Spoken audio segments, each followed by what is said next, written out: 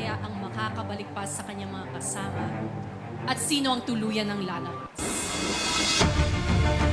Ang pangalan na aking tatawagin ay ang siyang ligtas at magpapatuloy pa bilang housemate ni Kuya. May pagkakataon ka pang lumaban sa iyong pangarap because you are safe tonight.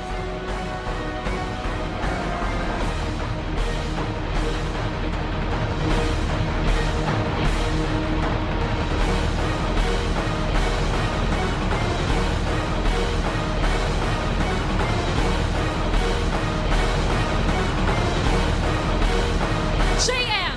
Congratulations, JM! That means, Binsoy, I'm sorry, you have just been evicted from the Big Brother house.